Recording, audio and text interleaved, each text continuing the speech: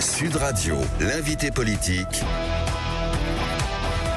Jean-François Aquili. Jean-François Aquili est votre invité politique et ce matin, Manon Aubry, députée européenne de la France Insoumise. Bonjour Manon Aubry. Bonjour. C'est une terre que vous connaissez bien, la Corse. Que dites-vous ce matin de l'assassinat d'Alain Orsogne, ancienne figure historique du FLNC, hier lors des obsèques de sa mère dans son village natal de Véro?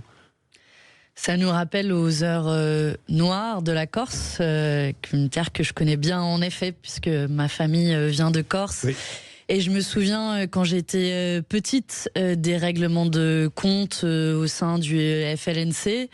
Et j'ai l'impression d'être revenue 30 ans en arrière. Il y a quelque chose d'assez sacré en Corse.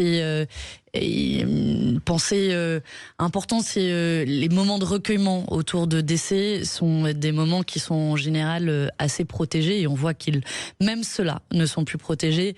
Pour le reste, l'enquête démarre à peine, donc c'est difficile de commenter. C'est ce qui choque, hein, l'assassinat à distance, une seule balle, tirée en plein cœur. Chirurgical. Hein. Pendant les obsèques à Véro, c'est à une trentaine de kilomètres d'Ajaccio, pendant les obsèques de sa mère. Après, un assassinat est potentiellement un règlement de compte, ce qui semble être, c'est jamais une bonne chose, a fortiori quand ça se déroule en effet pendant des obsèques.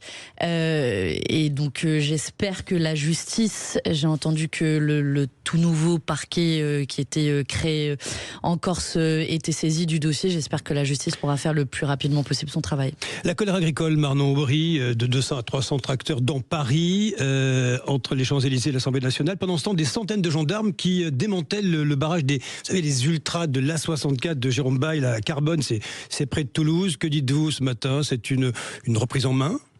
Penser qu'on va régler la colère agricole en démantelant des barrages, je pense que le gouvernement se trompe royalement. On est cette semaine, la semaine de tous les dangers, puisque l'accord de libre-échange avec le Mercosur va être officiellement signé ce samedi par la présidente de la Commission européenne, qui passe littéralement en force parce qu'elle contourne les parlements nationaux, en force parce qu'elle veut... Il n'y a pas de minorité de blocage. Alors, pour aller jusqu'au bout de la démonstration, la Commission européenne passe aussi en force parce qu'elle veut mettre en œuvre de manière provisoire cet accord, alors que le Parlement européen est codécisionnaire en matière commerciale et n'a toujours pas voté sur cet accord, donc il ne devrait pas être mis en œuvre de manière provisoire. Et je rappelle sur le fond que cet accord est le pire accord de libre-échange qui ait jamais signé l'Union européenne. C'est des centaines de milliers de tonnes de bœuf, de volaille, de maïs, de soja qui va être importé de l'autre bout du monde avec des normes sanitaires et environnementales qui n'ont rien à voir avec les nôtres, qui vont littéralement nous empoisonner. Je vous donne un seul exemple ce matin. Un tiers des pesticides qui sont autorisés au Brésil sont interdits dans l'Union européenne. Donc évidemment que la colère agricole est légitime, qu'elle ne va pas s'arrêter. Il y aura une mobilisation aussi la semaine prochaine devant le Parlement européen, le 20 janvier à Strasbourg. Parce qu'à la séance parlementaire plénière, est-ce que ça n'est qu'une étape, Manon Aubry, ou est-ce que ce recours que vous avez initié, il faut le dire, devant la Cour de justice de l'Union européenne, peut aboutir, c'est-à-dire retarder l'accord? Je le souhaite. Ce recours devant la Cour de justice de l'Union européenne est important parce qu'il a une vocation suspensive.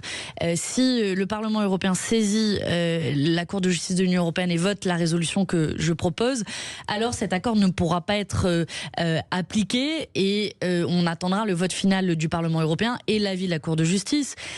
Initialement, on était juste une poignée de députés à saisir la Cour de justice. Il a été finalement signé par 145 députés issus de 5 groupes politiques différents, de 21 nationalités différentes. Donc ce sera un premier moment de vérité avant le second moment de vérité qui sera le vote final sur l'accord. Moi, je préside au Parlement européen le seul groupe qui n'a jamais donné aucune voix à aucun accord de libre-échange. C'est reculer pour mieux sauter. Vous savez que cet accord, finalement, ça fait 25 ans que ça dure, il finira par être appliqué. Non, parce que si le Parlement européen vote contre, c'est la fin de l'histoire. Et il n'y aura pas d'accord avec le Mercosur. C'est pour ça que le vote va être si important au Parlement européen.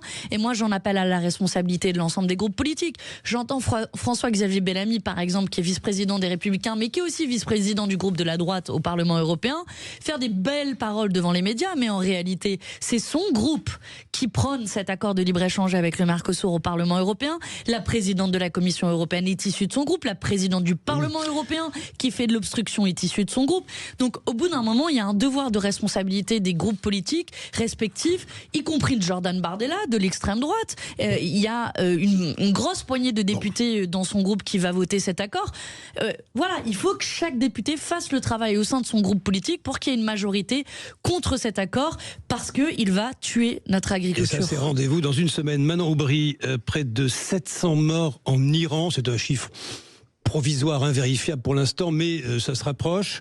Emmanuel Macron a condamné hier la violence d'État qui frappe aveuglément, dit-il, les manifestants, et s'est dit aux côtés des défenseurs des libertés fondamentales. Et vous, d'ailleurs, est-ce que vous êtes d'accord avec le président ? Oui, je suis d'accord avec le président sur ce point, même si sa réaction a été un peu tardive, que la plupart des diplomaties européennes se sont bornées à appeler à la retenue, alors qu'on est en train d'assister à un massacre à huis clos. En Iran. Un massacre qui se solde dans le sang, tellement la répression de la part du régime théocratique des mollahs est absolument sanglante. On a aujourd'hui, vous parlez de 700 victimes, probablement plus au vu des rares images qui filtrent depuis l'Iran, parce que c'est aussi un sujet, les communications qui sont coupées, Internet qui est coupé, et vous avez vu ces mobilisations avec un courage incroyable de la population qui saisit son téléphone avec sa lumière du téléphone. Donc évidemment, moi je me tiens aux côtés de celles et ceux qui se battent pour leur liberté. La France Insoumise, vous le savez, au départ n'y a vu qu'une manifestation contre la vie chère. Jean-Luc Mélenchon dit c'est un mouvement social, de façon très détendue, de face caméra. Reconnaissez que... de façon détendue, c'est votre commentaire. Il y a quelque chose de l'ordre du déni au départ. Hein. Absolument pas. On était les seuls à la fin du mois de décembre à parler et à évoquer la mobilisation qui a mis un peu de temps avant d'arriver dans les médias, avec tout le respect que j'ai pour vous. Et en l'espèce, à la fin du mois de décembre, la mobilisation, elle est d'abord née d'une mobilisation dans les bazars face à l'inflation, face à la dévaluation de la monnaie, une inflation qui est de 73% sur l'année précédente. C'est une population qui vit 47 ans de dictature. Et qui a fait tache d'huile ensuite, et qui s'est essaimé telle de la poudre, pour devenir une révolution politique, et qui fait écho à la mobilisation de 2019, Femmes, Vie, Liberté, mobilisation des femmes contre le régime théocratique. Et évidemment, vous ne pouvez pas ignorer ces enjeux qui sont imbriqués les uns vis-à-vis des autres, sinon c'est méconnaître ce qu'il se passe en Iran. Les femmes d'Iran veulent tomber le voile, Manon Aubry, c'est un instrument de soumission, le voile. Est-ce que vous les soutenez ? Évidemment que je les soutiens. Parce que en Iran, vous n'avez pas de liberté pour les femmes. Ce régime qui est un régime qui opprime les femmes, qui est un régime absolument machiste et misogyne, et qui veulent réduire les femmes à une simple condition sans aucune liberté. Donc évidemment que je soutiens ces femmes qui ont le droit de vivre librement, de sortir sans voile sur la tête dans les rues de Téhéran. Pourquoi, à vos yeux, le port du voile en France est un choix de liberté ? Monsieur Akili, ça m'avait échappé. La situation en France est la même qu'en Iran ? Je vous parle du voile. Et moi, je vous parle de l'Iran. Moi, je vous parle de l'Iran à l'heure où aujourd'hui vous avez une révolution, à l'heure où aujourd'hui il y a une répression sans commune mesure qui s'exerce, à l'heure où le régime de Téhéran convoque les ambassadeurs français, espagnols et d'autres nationalités pour leur donner des images de propagande. Vous me renvoyez à un débat franco-français. Je vous envoie un débat. C'est pas responsable quand même, monsieur Akili. Je vous pose les questions que j'ai envie de vous poser ce matin. D'abord, Manon Aubry, est-ce qu'il n'y a pas en France, à vos yeux, des maris, des pères, des frères qui imposent le voile aux femmes musulmanes? Est-ce que ça existe ou ça n'existe pas? Il y a quelque chose qui m'échappe. Si vous voulez, on peut faire un débat sur les libertés religieuses en France, qui est un débat somme toute intéressant. Dans ce cas-là, on pourra parler de toutes les manières que ce soit que des choses peuvent être imposées à des enfants pour raisons religieuses. Et moi, j'y suis opposé. Donc je vous le dis sans embâche. J'entends votre engagement.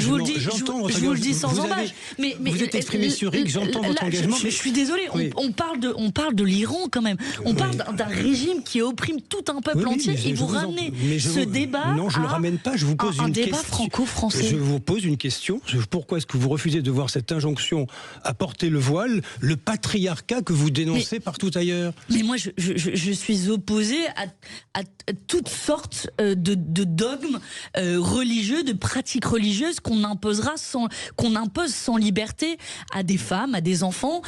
Mais pardon, le parallèle qui peut être fait entre la situation française et la situation iranienne est même indigne de ce qu'il se passe aujourd'hui en Iran. Enfin, on a une révolution qui se déroule sous nos yeux. Moi, c'est ça dont j'ai envie de vous parler ce matin, Monsieur Akili. J'ai envie de vous parler de la manière dont la France et le Conseil de sécurité des Nations Unies, les nations européennes peuvent aider le peuple iranien. C'est ça qui compte ce matin, je crois. La révolution islamique radicale qui concerne le monde entier part notamment d'Iran. Vous êtes au courant quand même. Bien sûr que l'Iran... Les choses ne sont pas dissociées. L'Iran joue un rôle dans les désordres internationaux, de manière évidente. Mais c'est une des raisons pour lesquelles moi je suis opposée à ce régime. Et d'ailleurs, je me permets de sonner l'alerte ce matin à votre antenne. Remplacer le régime théocratique des mollahs qui opprime sa population et en particulier les femmes par le régime du Shah ou de l'héritier du Shah, pardon, mais ne sera pas nécessairement une solution. Le fils est forcément comme le père, forcément. Je vois la révolte des Iraniens, des républicains iraniens. Beaucoup le réclament, des témoignages disent que beaucoup le réclament dans la rue. Ne vous faites pas avoir par des images de propagande, monsieur Laissez Akili. faire les Iraniens, ils s'occuperont de leurs propres affaires. Exactement. Et on aura un point d'accord. C'est pas à vous de décider si le fils du Shah est comme le père, Tout à fait, etc. monsieur Akili. En revanche, je ne suis pas dupe de l'opération et de la manipulation de la part des États-Unis et de monsieur Trump qui cherche à imposer sa propre vision des choses en Iran. Et moi, ce que je dis, c'est laissons le peuple iranien décider par lui-même et en attendant, mobilisons-nous pour les soutenir. Pas d'action militaire ciblée sur les gardiens de la révolution. Il faut laisser le massacre se produire en disant c'est l'affaire des Iraniens. Alors, monsieur Akili, j'ai une question. Oui, par laquelle je réponds. Est-ce qu'il y a un seul pays dans le monde où une intervention militaire, a fortiori une intervention militaire des États-Unis, a ramené la démocratie? En Afghanistan? En Irak? Les femmes vivent mieux en Afghanistan ou en Irak? La réponse est non. La réponse est que l'on doit utiliser tous les leviers qui sont les nôtres, et il en existe, notamment en matière diplomatique, et que ce sera bien plus efficace qu'une intervention militaire qui ne rajoutera que du sang au sang. Manon Aubry, le procès en appel de Marine Le Pen dans l'affaire des assistants parlementaires du FN-RN débute ce mardi. Souhaitez-vous voir sa peine confirmée en appel avec une Marine Le Pen hors course pour 2027 ? Moi, je souhaite d'abord et avant tout que la justice puisse faire son travail et que la justice qui est saisie dans le cadre de ce procès en appel, comme l'a souhaité Marine Le Pen, qu'il puisse se tenir avant l'élection présidentielle. Donc, son sort sera statué avant l'élection présidentielle. Et si elle est condamnée, ce sera une application de la loi. Si elle est relaxée, elle pourra concourir à l'élection présidentielle. Pour le reste, moi, les idées d'extrême droite, je les combats sur le plan politique, pas sur le plan judiciaire. Je les combats sur le fond. Et que ce soit Marine Le Pen ou Jordan Bardella qui est candidat à l'élection présidentielle, j'ai envie de dire, ça changera pas grand-chose sur le fond et du combat politique qui sera à venir dans le cadre de cette élection. Une enquête similaire est en cours, mais pour l'instant, elle est à l'arrêt concernant Jean-Luc Mélenchon et ce que fut le parti de gauche. Parce qu'il n'y a aucun élément probant, peut-être. Vous êtes sûr ? Si l'enquête est au point mort depuis un certain nombre d'années, c'est qu'ils n'ont rien trouvé de concluant. Pour être au clair, ce dont on parle sur Marine Le Pen, on parle d'un système. Elle est accusée de détournement de fonds publics, de millions d'euros, d'un système où elle a employé comme garde du corps quelqu'un directement par le Parlement européen, ses assistants. C'est la fin de l'interview, mais sur le parti de gauche, il est question de 500 000 euros quand même. Ce n'est pas rien non plus. plus. Hein. Écoutez, s'il y a un C'est en procès, cours. vous me réinviterez. En l'espèce, il n'y a pas de procès ici. On parle du procès de Marine Le Pen. On parle de personnes qui étaient employées par le Rassemblement national et qui ne savaient même pas pour quel député ils étaient officiellement employés. On peut reprocher beaucoup de choses à la France Insoumise, mais croyez-moi que vous ne trouverez pas d'assistants de députés, a fortiori par exemple mes assistants, qui ne savent pas pour qui ils travaillent, parce que on est des bosseurs, on est comme ça à la France Insoumise, et le Rassemblement national, on les battra sur le terrain des idées. Le message, c'est laissons faire la justice. Merci à vous. Merci à vous. Manon Aubry. Merci Manon Aubry. Alors vous pouvez réagir à l'interview que vous venez d'entendre, 0826 300 300, vous avez la parole. Est-ce que vous êtes d'accord? Alors on a abordé la question en fait du voile, bien sûr, la question aussi de l'agriculture. On va y revenir d'ailleurs très précisément parce que il y a, c'est vrai, dans Paris des agriculteurs qui manifestent. Pourquoi ils manifestent de nouveau ce matin? Nous en aurons en ligne. Et puis ce qui se passe sur l'A64 où les forces de l'ordre sont en train d'intervenir depuis 5 heures ce matin, ils encerclent Jérôme Bail et puis les agriculteurs bien sûr. Est-ce que c'est normal ou pas, alors que les agriculteurs, les ultras avaient dit qu'ils allaient partir, ils allaient quitter les lieux, ils n'ont rien dégradé? Normal ou pas? Ou finalement c'est logique que les forces de l'ordre interviennent? Est-ce que vous êtes d'accord? 0826 300 300.